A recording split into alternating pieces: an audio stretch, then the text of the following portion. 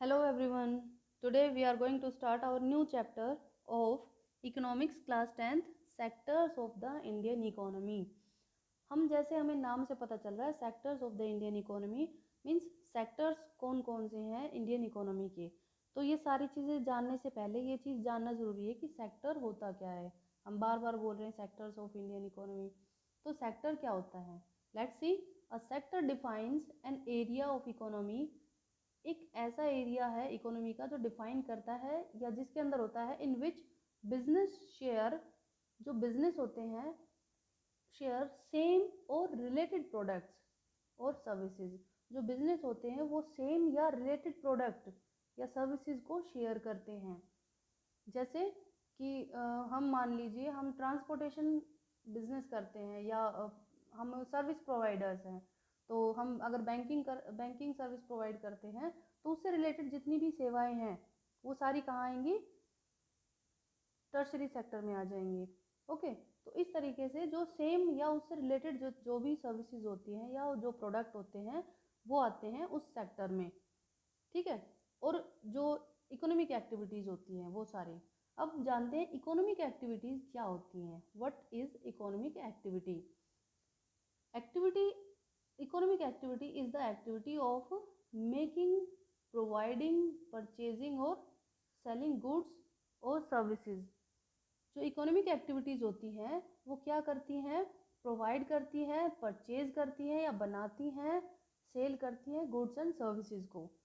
या फिर इसको दूसरे तरीके से देख सकते हैं, एनी एक्टिविटी इन्वॉल्विंग मनी और the exchange of products, sorry this is of okay, of products और सर्विसेज आर इकोनॉमिक एक्टिविटीज। वो सारी एक्टिविटीज जो मनी का एक्सचेंज करती है, मनी या प्रोडक्ट्स को एक्सचेंज करती है, दैट इज इकोनॉमिक एक्टिविटी। जिसके बदले में आपको कोई सामान मिलता है या आपको कोई मनी मिलती है, दैट इज इकोनॉमिक एक्टिविटी। अगर आप बिना किसी एक्सचेंज के कोई काम कर रहे हो, that is not included in economic activity. जैसे अगर कोई जॉब करने के लिए कोई जा रहा, जैसे हम एग्जांपल लेते हैं कि आपके हाउस होल्ड वर्क करने के लिए आपकी मदर काम करती हैं या आप लोग अपने घर में काम में हाथ बटाते हो, तो उसके बदले में आपको या आपकी मदर को कोई पैसे नहीं मिलते हैं, तो that is not included in economic activity. But उसकी जगह पे अगर हम किसी सर्वेंट को हायर करते हैं, डोमेस्टिक सर्वेंट को वर्क करने के लिए, तो हम उसको पेमेंट करते हैं, तो वो इकोनॉमिक एक्टिविटी में इंक्लूड होगा। आई होप आपको समझ आ गई होगी बात, इकोनॉमिक एक्टिविटी क्या होती है। उसके बाद हम देखते हैं classification of sectors of Indian economy. हम जो जो सेक्टर्स होते हैं, जो प्रोडक्शन होते हैं, उनके बेसिस पर या वर्किंग कंडीशंस के बेसिस पर या ओनरशिप के बेसिस पर हम सेक्टर्स को अलग अलग पार्ट्स में बांटते हैं। तो देखते हैं सेक्टर्स ऑफ इंडियन इकोनॉमी। सबसे पहले है on the basis of nature of job, उसमें किस तरीके का काम होता है, वर्क होता है, उनके बेसिस पर तीन पार्ट्स में बांटते हैं। First is primary, second is secondary and tertiary. Three parts में हम इसको बांटते हैं on the basis of nature of job के बेसिस पर। ओके। दूसरा है on the basis of working conditions, organise and unorganise sectors. और on the basis of ownership कौन कौन सी होंगी, private and public sector. Okay, तो आगे देखते हैं, हम कंटिन्यू करते हैं primary, secondary and tertiary sector को, कि ये कौन से होते हैं primary, secondary and tertiary sectors. तो देखते हैं। सबसे पहले है प्राइमरी सेक्टर में क्या होता है, it is known as agricultural and allied service sector. इसे एग्रीकल्चरल सेक्टर भी कहते हैं, क्यों, क्योंकि इसमें जो मोस्टली प्रोडक्ट्स होते हैं वो कहाँ से मिलते हैं, हमें रॉ मटेरियल होता है वो एग्रीकल्चर सेक्टर से मिलता है। जैसे हमें अगर कॉटन इंडस्ट्री जैसे हमें अगर गारमेंट्स इंडस्ट्री लगानी है तो कॉटन कहाँ से मिलेगा, एग्रीकल्चर सेक्टर से मिलेगा। और मतलब कि ज़्यादातर जो प्रोडक्ट्स है हमें एग्रीकल्चर से मिलते हैं, इस वजह से इसको एग्रीकल्चरल सेक्टर भी कहा जाता है प्राइमरी सेक्टर को। एंड सेकेंडरी को it is known as manufacturing sector. इसको मैन्युफैक्चरिंग सेक्टर भी कहते हैं क्योंकि ये जो प्राइमरी सेक्टर से जो हमें मिलेगा उसको मैन्युफैक्चर करता है। एंड टर्शरी सेक्टर को it is known as service sector, इसको हम सर्विस सेक्टर कहते हैं। अब देखते हैं प्राइमरी सेक्टर में, this sector produce goods and services by exploiting natural resources. ये क्या करता है प्राइमरी सेक्टर, जो नेचुरल रिसोर्सेज होते हैं उनको एक्सप्लॉइट करता है, उनको उनका एक्सट्रैक्शन करता है और उनको उनको क्या करता है, प्रोड्यूस करता है गुड्स एंड सर्विसेज को जो नेचर से हमें मिलते हैं। और सेकेंडरी क्या करता है, उनको ट्रांसफॉर्म कर देता है। Another by creating more utility from it. जैसे हमें यहाँ से वीट मिला प्राइमरी सेक्टर से, और इन्होंने उसको क्या बना दिया, उसको फ्लोर में बदल दिया, या फिर उससे उस फ्लोर से इन्होंने बिस्किट बना दिए सेकेंडरी सेक्टर में। तो इसको इसकी जो यूटिलिटी थी उसको बदल दिया या उसको ट्रांसफॉर्म कर दिया। अब टर्शरी सेक्टर क्या करता है, this sector provide useful service to primary and secondary sector for the smooth functioning of their working. अब जो टर्शरी सेक्टर क्या करता है, अगर प्राइमरी को या सेकेंडरी को कोई ट्रांसपोर्टेशन की या कोई अन्य सुविधा, कोई भी जो फैसिलिटी चाहिए, तो टर्शरी सेक्टर उनको प्रोवाइड करता है। आगे देखते हैं primary sector, this sector is unorganised and use traditional techniques. ये अनऑर्गेनाइज सेक्टर है और ट्रेडिशनल टेक्निक्स को ये यूज़ करता है। और सेकेंडरी सेक्टर ये ऑर्गेनाइज सेक्टर है और बेटर टेक्निक्स को यूज़ करता है। हमारे पास में जो कितने मजदूर हमारे पास काम कर रहे हैं, या फिर किस तरीके से वो काम करेंगे, कौन से टेक्निक के बेसिस पर वो काम करेंगे, तो ये सारे का सारा एक ऑर्गेनाइज्ड वे में किया जाता है। Okay, and tertiary sector is organise sector and use better techniques. जो टर्शरी सेक्टर है वो ऑर्गेनाइज सेक्टर है और अच्छी टेक्निक्स को यूज़ करते हैं। नेक्स्ट देखते हैं प्राइमरी सेक्टर में फिर से activities related to agriculture, forestry, fishing, mining and animal husbandry are included in this sector. जो प्राइमरी सेक्टर है उसमें कौन कौन सी एक्टिविटीज़ इंक्लूड की जाती है, forestry, fishing, mining, animal husbandry, ये सारे जो जो एक्टिविटीज़ है वो आपकी प्राइमरी सेक्टर में इंक्लूड की जाती है। और सेकेंडरी सेक्टर में कौन सी एक्टिविटीज़ होती हैं, it include manufacturing units, small scale units, large firms, big corporates and multinational corporations. मतलब कि जो मैन्युफैक्चरिंग जो भी काम करते हैं, मैन्युफैक्चरिंग करने की का जो वर्क करते हैं, वो सारे के सारे किस में आते हैं, वो सेकेंडरी सेक्टर में आते हैं। और टर्शरी में क्या आता है, service related to banking, insurance, trade and communication are come in this sector. और जो इन दोनों को फैसिलिटी प्रोवाइड की जाती है, या इनको अगर पैसे चाहिए तो बैंक के ज़रिए से पैसे दिए जाते हैं, या इंश्योरेंस सर्विसेज हैं, या कम्युनिकेशन की कोई सर्विस प्रोवाइड करनी है, तो वो कौन करता है, टर्शरी सेक्टर करता है। Okay, this sector continues to be the largest employer in most of the developing nations like India. जो ये सेक्टर है प्राइमरी सेक्टर, ये सबसे ज़्यादा लोगों को रोज़गार देने वाला सेक्टर है डेवलपिंग नेशंस में। दिस एंड सेकेंडरी सेक्टर में क्या होता है, this sector has failed to provide employment to the surplus worker of primary sector. लेकिन यहाँ पर सेकेंडरी सेक्टर में जो प्राइमरी सेक्टर में जो एक्स्ट्रा जो वर्कर्स बच जाते हैं, उनको रोज़गार देने में ये सेकेंडरी सेक्टर फेल हो जाता है। अब बात आती है टर्शरी सेक्टर की। तो टर्शरी सेक्टर क्या करता है कि this sector sharing in the employment is increasing. अब जो टर्शरी सेक्टर है इसका जो एम्प्लॉयमेंट है वो दिन प्रतिदिन इसका जो शेयरिंग है वो बढ़ता जा रहा है। इसको हम आगे देखेंगे, ठीक है। अब आई होप आपको ये तीनों का कंपैरिजन समझ में आ गया होगा। तो ये इसको हम जब कंपेयर करेंगे आगे चल के, या इनका इंटरडिपेंडेंस देखेंगे, तो ये सारी चीज़ें फिर से हमें रिवाइज करनी पड़ेंगी। ओके, तो जो हमने तीनों जो सेक्टर्स हैं, इन्होंने जो इनसे जो प्रोडक्शन हुआ वो हमारा क्या कहलाता है, वो जीडीपी में इंक्लूड होता है। जीडीपी क्या होता है, अब what is GDP, GDP refers to the gross domestic product. क्या होता है, ग्रोस डोमेस्टिक प्रोडक्ट। और ग्रोस डोमेस्टिक प्रोडक्ट क्या होता है, the market value of all final goods and services produced in a nation during a period of time usually a year. Means कि एक country में उसकी जो जोग्राफिकल लिमिट्स है उसके अंदर जो पूरे साल में जो फाइनल गुड्स एंड सर्विसेज की जो वैल्यू है जो प्रोड्यूस की जाती है, that is called GDP. Okay, आगे देखते हैं हिस्टोरिकल चेंज इन सेक्टर्स। अभी तक हमने देखा था प्राइमरी सेक्टर क्या होता है, सेकेंडरी क्या होता है, टर्शरी क्या होता है, लेकिन जैसे जैसे टाइम बदला वैसे वैसे जो फेज़ था कि जो जिस टाइम पे हमारा देश आज़ाद हुआ उस टाइम पे हमारी मोस्टली जो जनसंख्या थी वो प्राइमरी सेक्टर में लगी हुई थी। फिर हमने मैन्युफैक्चरिंग में इंडस्ट्रियलाइजेशन पे ध्यान दिया, तो सेकेंडरी सेक्टर में थोड़ा सा इम्प्रूवमेंट हुआ। बट उनके साथ साथ हमारा जो टर्शरी सेक्टर था वो ग्रो कर रहा था। और अब जो है टर्शरी सेक्टर की तरफ इतना ज़्यादा टर्शरी सेक्टर का इतना ज़्यादा इन्वॉल्वमेंट हो गया है कि प्राइमरी सेक्टर को इसने बहुत पीछे छोड़ दिया है। तो ये जो चेंजेस आए हैं ये किस तरीके से आए हैं? Evolution of an economy from primary sector based to tertiary sector based. किस तरीके से एक इकोनॉमी जो है वो प्राइमरी सेक्टर बेस्ड से टर्शरी सेक्टर बेस्ड बन गई। ठीक है, तो यही देखते हैं। During early civilisation all economic activity was in primary sector. जितनी भी अर्ली सिविलाइजेशन के टाइम पे जो जितनी भी एक्टिविटीज़ होती थी वो सारी की सारी कहाँ कैसे होती थी? प्राइमरी सेक्टर की एक्टिविटीज़ होती थी।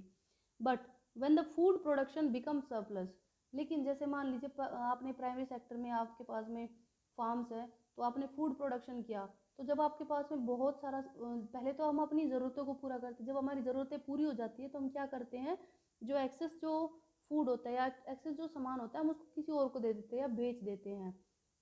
जब ये प्रोडक्ट्स बढ़ने लगे, this lead to the development of secondary sector. फिर उन्होंने सोचा कि कुछ इससे कुछ और क्यों ना बना दिया जाए। ठीक है, तो इससे क्या हुआ? सेकेंडरी सेक्टर की ग्रोथ हुई। The growth of secondary sector spread its influence during industrial revolution in 19th century. और फिर धीरे धीरे जो था वो सेकेंडरी सेक्टर की ग्रोथ होने लगी 19th सेंचुरी में। ठीक है, फिर देखते हैं। After growth of economic activity a support system was the need of facilitate the industrial activity. अब जब हमारा सेकेंडरी सेक्टर ग्रो कर रहा है तो अब उसको थोड़ा सपोर्ट की ज़रूरत भी पड़ती है। तो इससे एक नई जो नया जो इकोनॉमिक एक्टिविटी थी वो स्टार्ट होने लगी, या फिर एक सपोर्ट सिस्टम की इनको ज़रूरत थी। सर्टेन सेक्टर्स लाइक ट्रांसपोर्ट, जैसे अगर वो जो प्राइमरी सेक्टर में जो प्रोडक्शन हुआ, जो एक्सेस हुआ, सेकेंडरी सेक्टर तक पहुंचाने के लिए क्या चाहिए था? ट्रांसपोर्ट की ज़रूरत पड़ी। अब हमें जो प्राइमरी सेक्टर था उसमें हमें अगर फसल ग्रो करनी है तो हमें किस चीज़ की ज़रूरत पड़ेगी? हमें बीज की ज़रूरत पड़ेगी, सीड्स की ज़रूरत पड़ेगी। तो उसको वो कहाँ से आएगा? उसके लिए क्या चाहिए? हमें पैसे चाहिए। पैसे कहाँ से मिलेंगे? बैंक से मिलेंगे। अगर हम ट्रांसपोर्ट में प्राइमरी सेक्टर से सामान भर के ला रहे हैं ट्रांसपोर्टेशन के लिए सेकेंडरी सेक्टर के पास, तो हमें क्या चाहिए? ट्रांसपोर्ट फैसिलिटी चाहिए। और अगर रास्ते में कोई दुर्घटना ना हो जाए तो इसके लिए हमें क्या चाहिए? इंश्योरेंस भी चाहिए। तो हमें ऐसी ऐसी जो सेवाएं थी उनका रोल बढ़ने लगा जो कि इनको सपोर्ट कर सके, दोनों को, प्राइमरी एंड सेकेंडरी को। More over more shops were needed to provide goods in people's neighbourhood. और जो लोग थे, जब किसी को आराम में जब किसी के पास एक्सेस कोई चीज़ हो जाएगी तो वो क्या करेगा कि पहले तो अपनी ज़रूरतों को पूरा करेगा, उसके बाद में वो अपनी लग्जरी की चीज़ें पूरी करना शुरू कर देता है। तो पहले उन्होंने सिर्फ अपने फूड की ज़रूरतों को पूरा किया, उसके बाद में उन्होंने अपने आराम की चीज़ें ढूंढनी शुरू की। तो अब उन्हें जो दुकानें थी वो भी अपने आसपास ही चाहिए। तो इसके बाद में जो शॉप्स खुलनी शुरू हो गई, अब बाद में शॉपिंग मॉल्स बनने शुरू हो गए, और मतलब अब बहुत सारी जो सेवाएं थी वो शुरू हो गई और टर्शरी सेक्टर जो था वो ग्रो करना शुरू कर दिया। Ultimately other services like tuition administration support developed. और उसके बाद में क्या हुआ कि जो बाकी जो सेवाएं थी जैसे ट्यूशन्स प्रोवाइड करना, एडमिनिस्ट्रेटिव सपोर्ट डेवलप, ये सारी चीज़ें डेवलप हुई। ओके, तो आई होप आपको जो एवोल्यूशन है वो समझ में आ गया। This is important question. अब देखते हैं जीडीपी का। जीडीपी में जो कंट्रीब्यूशन है primary secondary and tertiary sectors का फ्रॉम 1973-74 टू 2013-14 का डाटा है ये कि किसका कितना कंट्रीब्यूशन था या फिर किसका कितना इन्वॉल्वमेंट था जीडीपी में। तो 1973 और 74 में जैसे ये आपको ग्राफ में दिख रहा है, इसमें किस तरीके से जो टर्शरी सेक्टर है वो एनॉर्मस तरीके से बढ़ा है या उसका इन्वॉल्वमेंट बढ़ा है जीडीपी में। ठीक है, आगे देखते हैं हम। The three sectors are interdependent on one another. हमने अभी तक देखा कि तीनों की तीनों अपनी एक इम्पोर्टेंस रखते हैं। प्राइमरी सेक्टर अपनी रखता है, टर्शरी सेक्टर अपनी, सेकेंडरी सेक्टर अपनी। लेकिन एक चीज़ ऐसी है जो इन तीनों को बांध के रखती है और ये तीनों एक दूसरे पर इंटरडिपेंडेंट है। दिस इज इम्पोर्टेंट क्वेश्चन बेटा, this is important question for your exam purpose also, कि ये क्वेश्चन आपका एग्जाम में लिखने के लिए भी आ सकता है। किस तरीके से तीनों की तीनों एक साथ एक दूसरे पर इंटरडिपेंडेंट है? प्राइमरी सेक्टर वो होता है production of things using natural resources, ये वो चीज़ें बनाता है जो नेचर से हमें मिलती है। उनको प्रोड्यूस करता है। उसके बाद ये चीज़ें जाती हैं किसके पास में, सेकेंडरी सेक्टर के पास में। फिर वो क्या करता है, नेचुरल प्रोडक्ट्स को चेंज करके अदर फॉर्म्स में बदल देता है। उसके बाद ये चीज़ें किसके पास जाएंगी, टर्शरी के पास में। और ये क्या करेगा, it helps in the development of the primary and secondary sector. अब ये क्या करता है, जैसे मान लो इसको शीट चाहिए या फिर इसको हार्वेस्टर चाहिए, इसको हार्वेस्टर मशीन चाहिए, तो ये हार्वेस्टर मशीन कौन बनाएगा, सेकेंडरी सेक्टर बनाएगा। ठीक है, अब इसको इसको इसके पास से लेना है सेकेंडरी सेक्टर को, लेकिन ये पहुंचाएगा कौन, टर्शरी सेक्टर इसके पास पहुंचाएगा। अब इसको पैसे की ज़रूरत है प्राइमरी सेक्टर को, तो प्राइमरी सेक्टर क्या करेगा, प्राइमरी सेक्टर पैसा किससे लेगा, टर्शरी सेक्टर से लेगा। और जो अगर मान लीजिए टर्शरी सेक्टर को अगर मशीनों की ज़रूरत है ट्रांसपोर्टेशन के लिए, इनको गाड़ियों की या ट्रकों की ज़रूरत है, ट्रक वो कौन बनाएगा, वो बनाएगा सेकेंडरी सेक्टर। और इसके लिए इनको जो ट्रक बना रहे हैं उसके लिए इनको आयरन की ज़रूरत है, आयरन कहाँ से मिलेगा, माइनिंग से। माइनिंग कहाँ होती है, प्राइमरी सेक्टर में। तो इस तरीके से जो तीनों के तीनों सेक्टर से एक दूसरे के ऊपर इंटरडिपेंड करते हैं। ओके, एक छोटे से एग्जांपल से और देख लेते हैं। ये कंप्लीट एक चेन की तरह वर्क करता है। कैसे, जैसे मान लो जो हम जो है प्राइमरी सेक्टर में क्या करेंगे, हम तेल निकालेंगे, उस तेल को हम मैन्युफैक्चर करेंगे, असेंबल करेंगे, कोई मतलब जो रॉ मटेरियल है वो प्राइमरी सेक्टर में प्रोड्यूस करेंगे। सेकेंडरी सेक्टर में कोई चीज़ बनाएंगे या उसको असेंबल करेंगे उसके बाद में।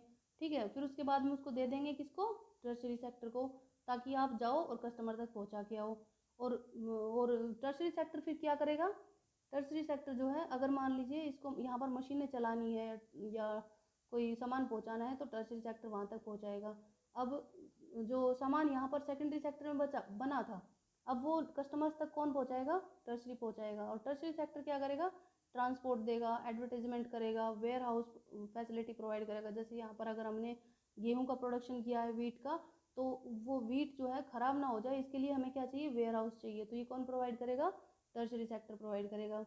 और चीज़ जो सामान होता है उसको सेलिंग और बाइंग जो भी होता है वो टर्शरी सेक्टर ही करवाता है। ओके, तो आपको समझ आ गया होगा किस तरीके से ये तीनों के तीनों सेक्टर जो है एक दूसरे पर इंटरडिपेंड करते हैं। अब बारी आती है कि हमने देखा कि जो टर्शरी सेक्टर था वो ज़्यादा इम्पोर्टेंट हो गया प्राइमरी सेक्टर की बजाय। अब उसके पीछे क्या रीज़न रहे, क्या हिस्टोरिकल रीजंस रहे थे। अभी हमने ये तो देखा कि किस तरीके से चेंजेस आए, प्राइमरी सेक्टर इकोनॉमी जो थी वो टर्शरी सेक्टर में शिफ्ट हो गई। तो उसके पीछे क्या रीज़न थे, सबसे पहले देखते हैं। The development in the agricultural and industrial sectors has increased the need of service such as transportation, storage and trade। जो एग्रीकल्चर और इंडस्ट्रियल सेक्टर था उसमें जो इंक्रीज हुआ डेवलपमेंट, उसमें जो डेवलप्ड या वो जो डेवलपमेंट हुआ उससे जो ज़रूरतें थी लोगों की वो बढ़ने लगी। किसकी ज़रूरतें बढ़ने लगी, सर्विसेज की। जैसे अगर हमारे पास में प्रोडक्शन बढ़ता है तो हमारी लग्जरी भी बढ़ेगी। तो हमें क्या चाहिए, हम पहले पैदल जाते थे, अब हमें गाड़ी चाहिए। अब हमने वीट का प्रोडक्शन किया, पहले सिर्फ अपनी ज़रूरत को पूरा करने के लिए किया था, लेकिन अब हमारे पास एक्सेस हो गया तो हमें स्टोरेज फैसिलिटी भी चाहिए। और जो एक्सेस है तो उसको हम बेचेंगे भी, तो ट्रेडिंग फैसिलिटी भी चाहिए हमें। ठीक है, नेक्स्ट देखते हैं हम। As the income of the people increase the demand for service in tourism, retailing, catering and elite education also increase. जैसे लोगों की इनकम बढ़ती है तो लोग क्या करते हैं, पैसे को दूसरी चीज़ों में लगाना शुरू कर देते हैं। जैसे अगर हमारे पास ज़्यादा पैसे आ गए तो हम क्या करेंगे, हम मॉल में घूमने के लिए जाएंगे, हम अलग अलग जगहों पर घूमेंगे, टूरिज़्म को बढ़ावा मिलता है उस चीज़ से। हम जाएंगे, पहले हमारे पास कम पैसे थे तो हम अपने घर पे खाना खाते थे, फिर हम क्या करते थे, हम रेस्टोरेंट में जाते हैं। और अगर हमारे पास में रिसोर्सेज या फिर हमारे पास में कम पैसे हैं तो हम क्या करेंगे, हम यहाँ के गवर्नमेंट स्कूल में पढ़ लेंगे। लेकिन अगर हमारे पास में ज़्यादा है पैसे तो हम क्या करेंगे, हम अच्छे से बड़े प्राइवेट स्कूल्स में या प्राइवेट कॉलेजेस में जाएंगे पढ़ने के लिए। ठीक है, तो इन सर्विसेज की डिमांड बढ़ी जैसे लोगों की इनकम बढ़ी। तो आगे देखते हैं। With higher income people have started travelling long distances. जो जब इनकम उनको ज़्यादा मिल रही थी तो लोग जो थे वो ज़्यादा दूरी तय करने लगे। किसके लिए, काम के लिए, वर्क के लिए, एजुकेशन के लिए, resulting in the need of increase services in the transport and communication sector. अब जो लोग थे वो ट्रैवल करने लगे दूसरी जगहों पर, उससे क्या हुआ, जो इंक्रीज हुई किसकी सर्विसेज की डिमांड बढ़ी। जब लोग एक जगह दूसरी जगह पर जाने लगे तो ट्रांसपोर्ट की ज़रूरत पड़ी और कम्युनिकेशन सेक्टर की ज़रूरत पड़ी। ठीक है, तो ये जो सर्विस सेक्टर है इस तरीके से इसने ग्रो किया, या फिर इसके ग्रो करने के पीछे ये सारे कारण रहे। लोगों की इनकम बढ़ी और प्रोडक्शन बढ़ा, डेवलपमेंट हुआ इंडस्ट्रियल सेक्टर में और प्राइमरी सेक्टर में, और जो लोग थे वो ट्रैवल करने लगे दूसरी जगहों पर। तो ये कारण थे जो प्राइमरी सेक्टर से टर्शियरी सेक्टर इकोनॉमी बनने के पीछे। ठीक है, आई होप आपको ये समझ में आया होगा। तो आज आज के आज आज के लिए इतना ही, बाकी देखेंगे हम नेक्स्ट वीडियो लेक्चर में। Thank you and have a nice day.